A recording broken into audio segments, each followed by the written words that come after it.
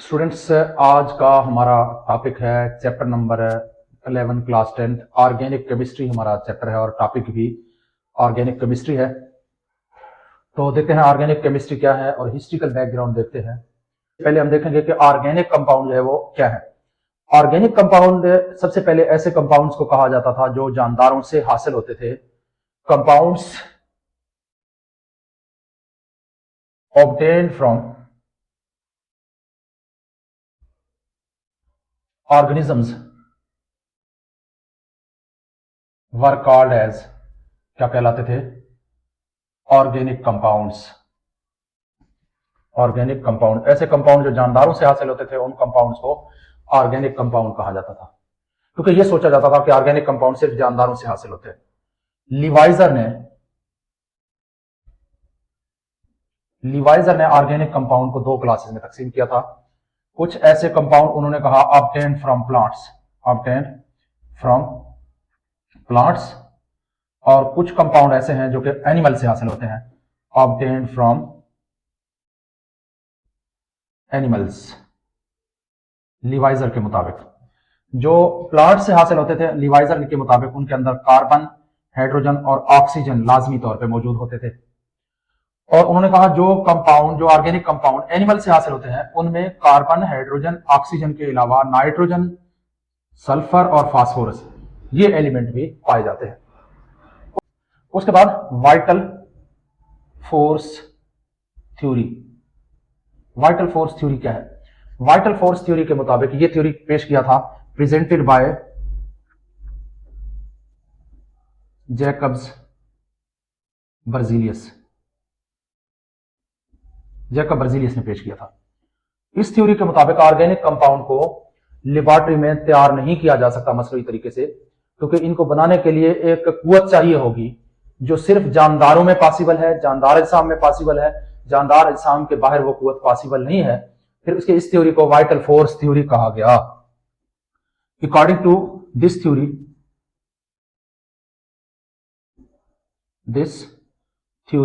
इस थ्योरी के मुताबिक organic compound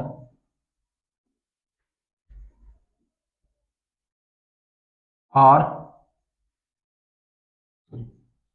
can be formed only in living things। जिंदा चीजों में ऐसे पॉसिबल है कि ऑर्गेनिक कंपाउंड बना लें, because synthesis of organic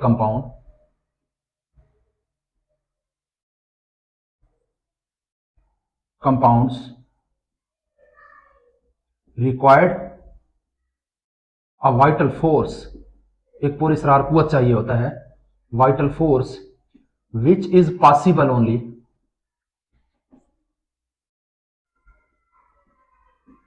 in living things. सिर्फ जिंदा जानदारों में ये जो वाइटल फोर्स है वो मौजूद है, बाकी कहीं भी ये फोर्स पॉसिबल है नहीं है। इस थ्योरी को वाइटल फोर्स थ्योरी कहा जाता था। लेकिन बाद में क्या हुआ, ये थ्योरी जो है तकरीबन 19वीं सदी के स्टार्ट में 1828 तक तो ये यकीन किया जाता था ऑर्गेनिक कंपाउंड है वो लेबोरेटरी में तैयार नहीं हो सकते। उसके बाद वोलर, एक साइंटिस्ट है वोलर, उसने लेबोरेटरी में एक ऑर्गेनिक कंपाउंड तैयार किया, urea. Prepared organic compound urea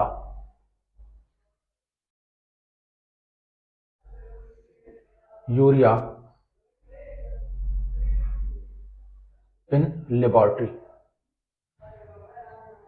जब उसने ऑर्गेनिक कंपाउंड लेबोरेटरी में तैयार किया यूरिया, तो इसका मतलब है वाइटल फोर्स थ्योरी को उसने गलत साबित कर दिया। सो ही रिजेक्टेड वाइटल फोर्स थ्योरी। उसने वाइटल फोर्स थ्योरी को गलत साबित कर दिया। कैसे? जब उसने क्या किया, उसने अमोनियम साइनेट को गर्म किया। तो अमोनियम साइनेट जो है एक इनऑर्गेनिक कंपाउंड है, वो गर्म करने पर एक ऑर्गेनिक कंपाउंड यूरिया में कन्वर्ट हुआ। When he heated an inorganic compound, एक इनऑर्गेनिक कंपाउंड का नाम क्या है? Ammonium साइनेट।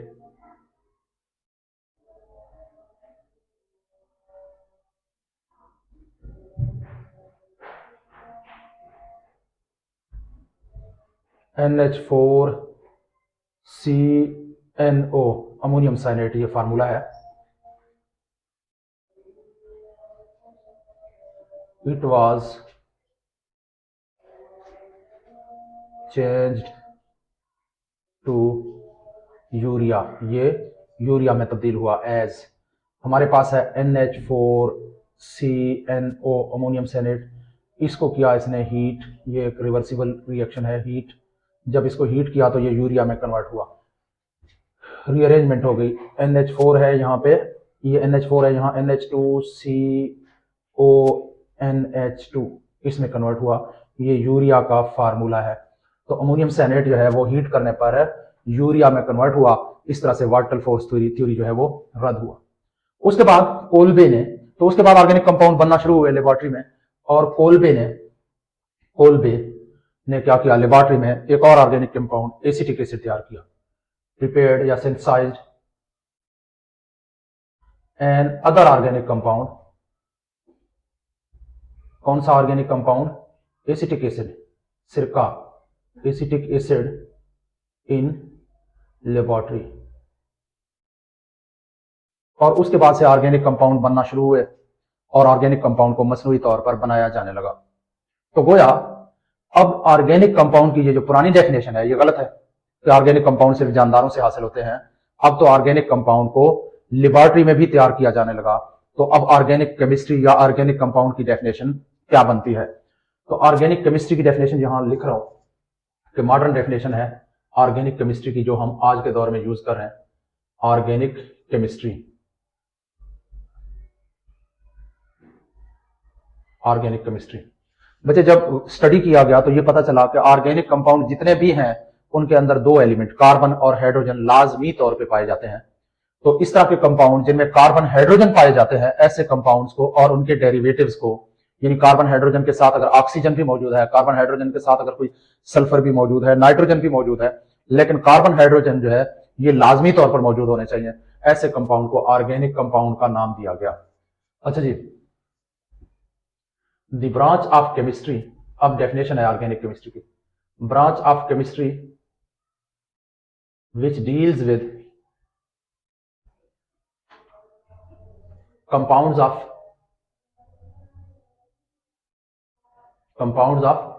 carbon, hydrogen and their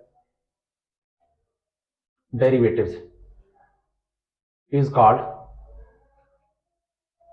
chemistry की इस ब्रांच को ऑर्गेनिक केमिस्ट्री कहते हैं। ऑर्गेनिक केमिस्ट्री यानी इनमें ऐसे कंपाउंड सारे जिनमें कार्बन हाइड्रोजन लाजमी तौर पर मौजूद है, उन ऐसे जो है केमिस्ट्री की ब्रांच को ऑर्गेनिक केमिस्ट्री, और इस तरह के कंपाउंड को ऑर्गेनिक कंपाउंड कहते हैं। तो ऑर्गेनिक कंपाउंड की definition, organic compounds, compounds of carbon hydrogen, compounds of carbon hydrogen and their derivatives are called, carbon hydrogen के कंपाउंड और उनके derivatives are called organic compounds, organic compounds. तो इस तरह के कंपाउंड को ऑर्गेनिक कंपाउंड जो है वो कहा जाता है।